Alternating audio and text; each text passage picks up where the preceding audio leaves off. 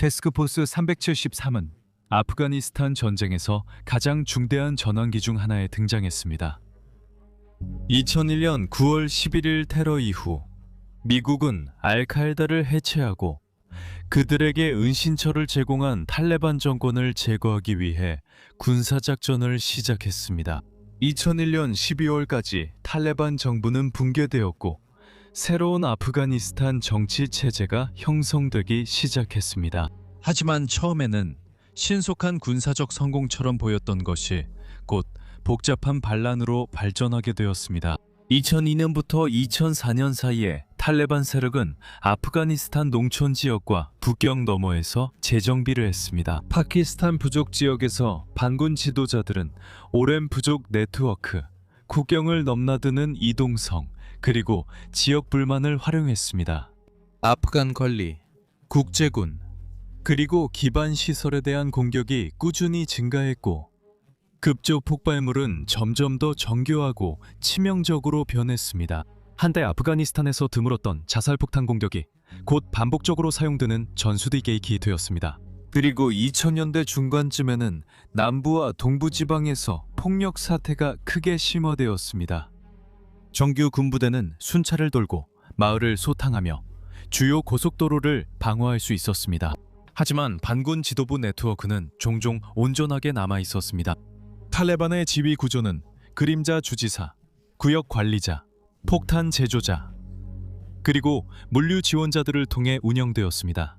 하급 병력을 제거하는 것은 계획 주기를 방해하는데 거의 도움이 되지 않았고 미군 기획자들은 점점 더 지도부 거점을 약화시키는 것이 불균형적으로 큰 작전 효과를 가져올 수 있다고 결론지었습니다. 이러한 전략적 논리는 반군의 역량에 중요하다고 평가된 개인들을 표적으로 삼는 데 초점을 맞췄으며 이는 태스크포스 373의 창설과 배치에 영향을 주었습니다. 워즈 오브 더 월드에 오신 것을 환영합니다.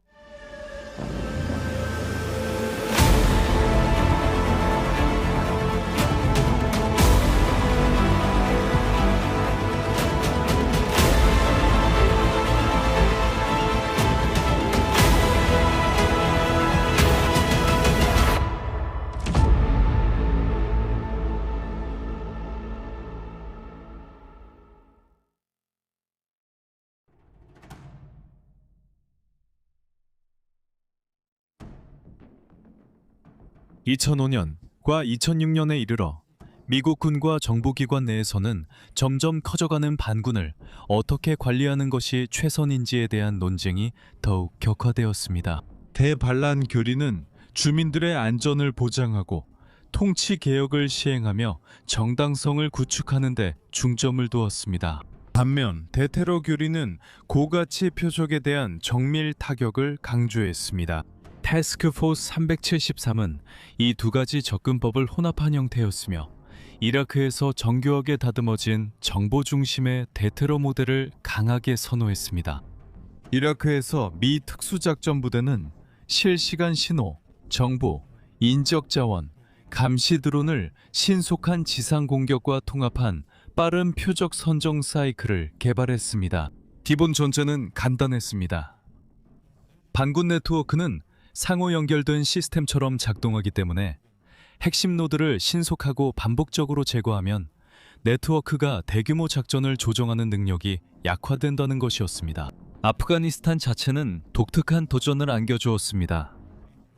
험준한 지형, 분산된 인구, 그리고 지역 사회 구조에 깊이 뿌리내린 반군 세력 때문에 작전이 훨씬 더 복잡해졌습니다. 그럼에도 불구하고 계획자들은 표적 압박이 공격 빈도를 줄이고 안정화에 대한 더 광범위한 노력을 위한 공간을 만들 수 있다고 믿었습니다. 태스크포스 373은 합동특수작전사령부의 지휘하에 운영되었으며 조인트 스페셜 오퍼레이션스 커맨드는 미국의 가장 민감한 특수작전 임무를 조정하는 중심 허브 역할을 했습니다.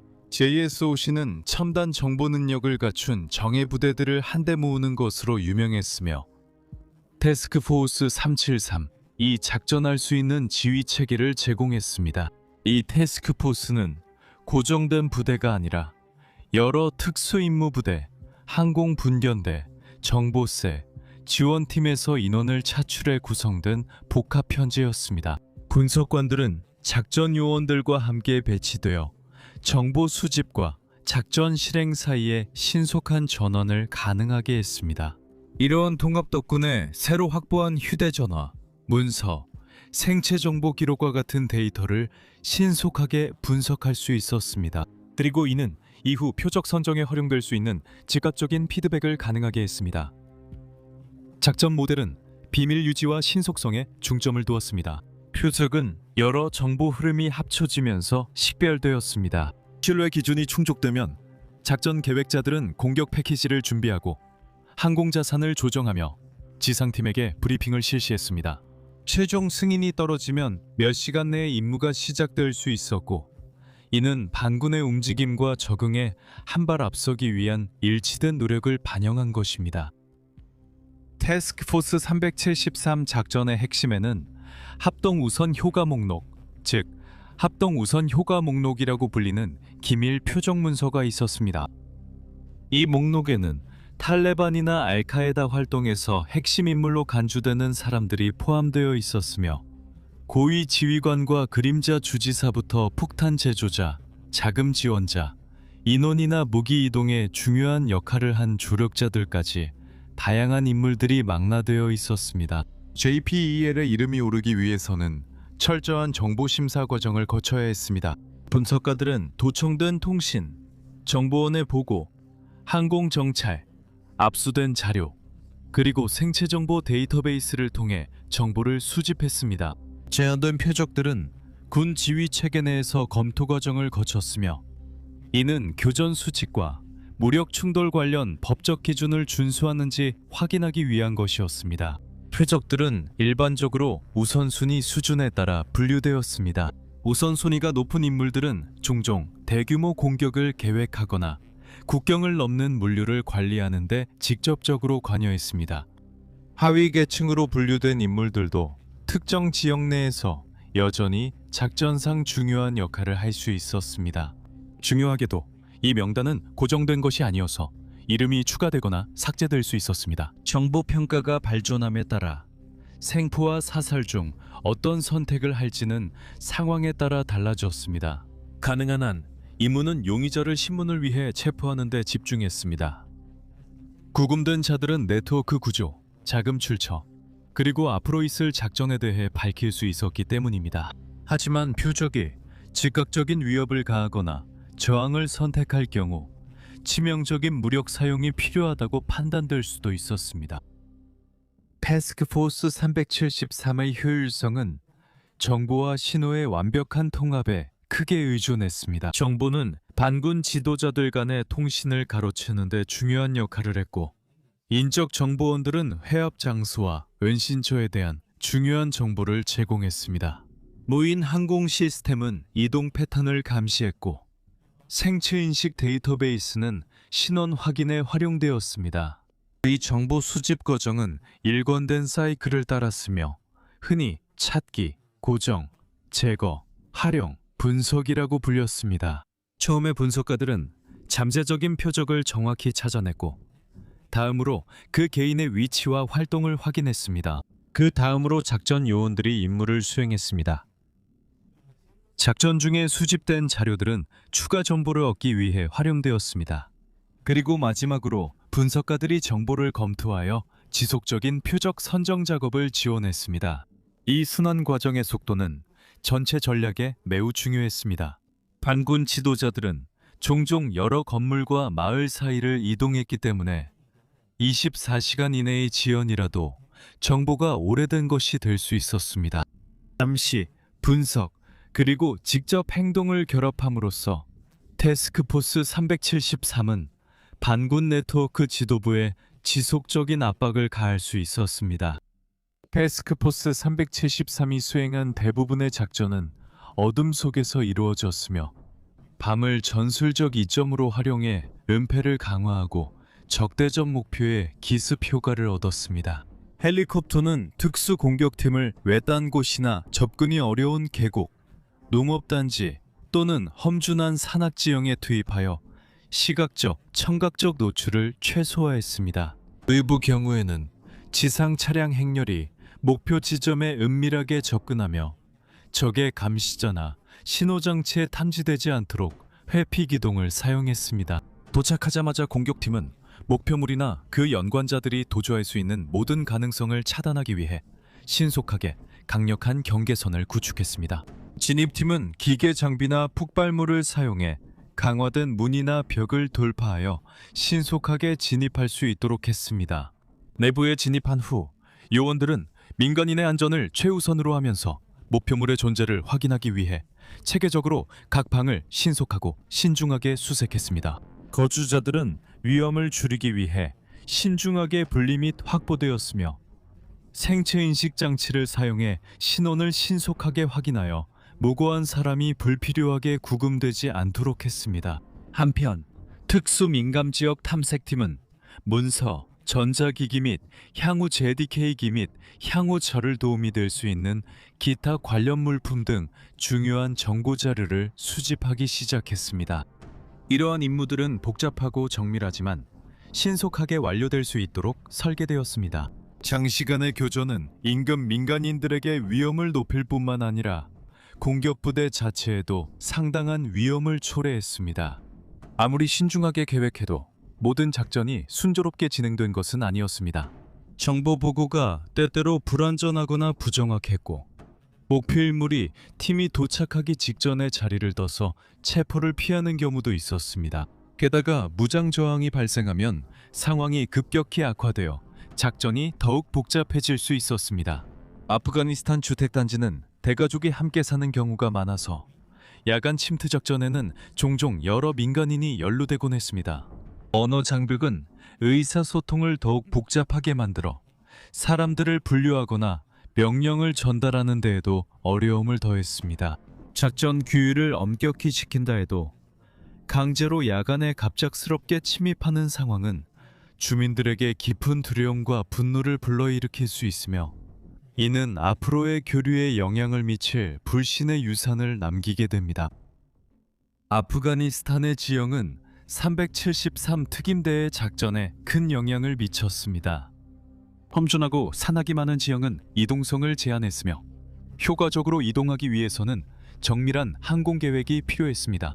좁은 계곡과 흩어져 있는 마을들은 반군들에게 많은 은신처를 제공했고 관계 시스템과 농업단지들은 더욱 많은 은폐 기회를 만들어 주었습니다. 반군들은 지역에 대한 지식을 활용해 탐지를 피했고 종종 동조적인 지역사회나 정부의 감시가 적은 지역에 은신처를 마련하곤 했습니다. 국경을 넘는 경로들은 지도자들이 아프가니스탄과 파키스탄 사이를 이동하는 데에도 도움을 주었습니다. 이처럼 복잡한 환경에서 특정 인물을 정확히 식별하기 위해서는 상세한 정보가 필수적이었으며 항공사진으로 건물의 구조를 확인할 수는 있었지만 특정 목표의 존재를 확실히 확인하는 것은 여전히 어려운 일이었습니다. 높은 신뢰도를 가진 임무조차도 불확실성으로 가득 차 있었으며 이는 현장에서 직면한 어려움을 잘 보여줍니다. 태스크포스 373은 국제안보지원군 내의 기존 부대들과는 다르게 운영되었습니다. ISAF가 주민들의 안전보장, 개발사업 추진, 아프간 군 훈련에 집중한 반면 태스크포스 373은 더 제한된 지휘체계 하에서 작전을 수행했습니다. 이로 인해 임무 세부 사항이 연합군 파트너들과 완전히 공유되지 않는 경우가 많았고 이는 정보원을 보호하는 데 도움이 되었지만 때로는 마찰을 일으키기도 했습니다. 지역사회와 소통을 담당하던 현지 지휘관들은 종종 급습이 끝난 후에야 상황 보고를 받곤 했습니다. 또한 아프간 정치 지도자들은 주권 문제와 야간 작전이 가져올 사회적 파장에 대해 우려를 표명했습니다. 시간이 지나면서 아프간 특수작전부대가 이러한 급습에 점점 더 많이 협력하기 시작했습니다. 아프간 특수부대는 계획과 실행 단계 모두에 참여했고 미군은 필수적인 정보와 항공 지원을 제공했습니다. 이러한 변화는 아프간의 역량을 강화하고 정치적 민감성을 해소하기 위해 고안된 것이었지만 일부 지역에서는 여전히 외국의 지배에 대한 인식이 남아 있었습니다. 피해를 최소화하려는 노력에도 불구하고 태스크포스 373이 수행한 일부 작전은 안타깝게도 민간인 사상자를 초래했습니다. 일부 교전 중에는 저항에 대응하기 위해 로켓과 같은 지원 사격이 사용되었습니다. 때때로 비극적인 결과는 오인식이나 잘못된 정보에서 비롯되었습니다. 이러한 사건들은 표적 살해 정책에 대한 감시를 강화하는 계기가 되었습니다. 비평가들은 민간인 사상자가 현지 주민 보호와 정당성 구축에 중점을 둔 대반란 작전의 목표를 약화시킨다고 주장했습니다. 의도치 않은 사상자조차도 반군의 선전도구가 될 수 있으며 아프가니스탄 당국과 국제군 모두에 대한 신뢰를 약화시킬 수 있습니다. 하지만 이러한 행동을 지지하는 사람들은 정밀급습이 대규모 폭격이나 광범위한 구금보다 더 표적화되고 선별적이라고 주장합니다. 그들은 작전이 확립된 법적 틀 내에서 수행되며 교전 수칙을 준수한다고 강조합니다. 2010년 채 시매닝이 기밀 전장 보고서를 유출하고 이후 위키리크스가 이를 아프가니스탄 전쟁 일지의 일부로 공개하면서 태스크포스 373의 은밀한 활동이 주목을 받게 되었습니다. 이 문서들에는 수천 건의 현장 보고서가 포함되어 있었으며 일부는 아프가니스탄에서 고가치 반군을 대상으로 한 정밀 작전으로 알려진 태스크포스 373부대가 수행한 특정 임무에 대한 세부 내용을 담고 있었습니다. 이러한 폭로는 현대 군사작전의 복잡한 운영 세부 사항을 전례 없이 들여다볼 수 있게 해주었으며 특수작전부대가 사용하는 전술뿐만 아니라 이러한 표적 작전의 범위와 빈도까지도 드러냈습니다. 이 정보의 급증은 국가 안보와 현대 전쟁에서의 투명성과 책임이라는 중요한 원칙 사이에서 올바른 균형을 찾는 것에 대한 중요한 국제적 논의를 촉발시켰습니다. 이것은 드론 공격과 바른 형태의 표적 사례가 지니는 윤리적 함의에 대한 시급한 의문을 제기했습니다. 정책 위반자들에게 이러한 전략이 국내외에 미치는 광범위한 영향까지 고려하도록 압박했습니다.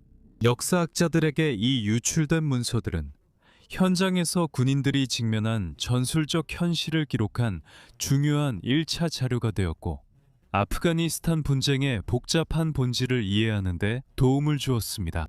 동시에 권한을 가진 사람들은 디지털 정보 시스템 내에 존재하는 심각한 취약성을 인식하게 되었습니다.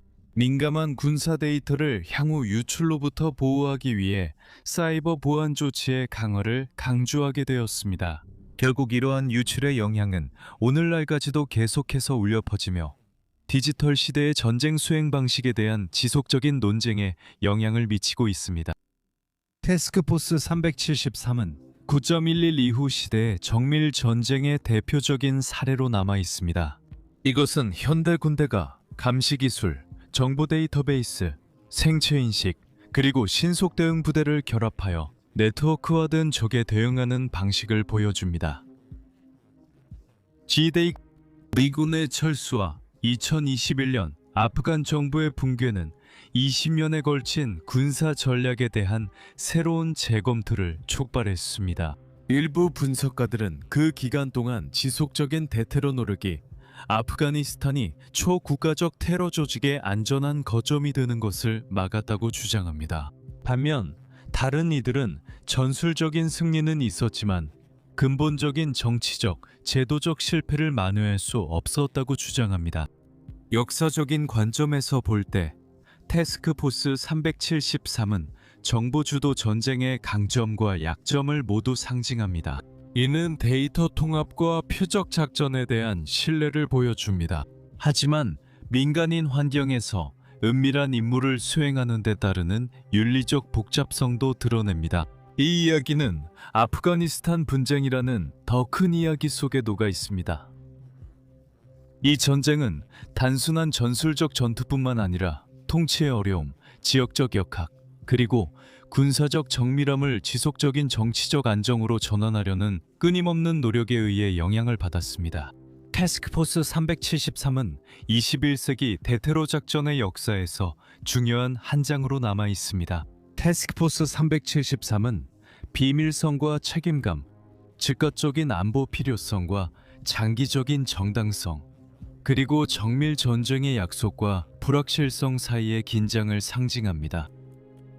오늘 영상을 시청해 주셔서 감사합니다. 유익하셨다면 좋아요나 댓글을 남겨주세요.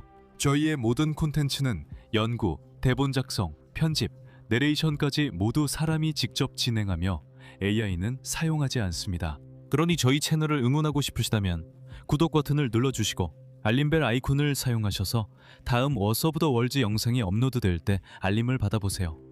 시청해주셔서 감사합니다.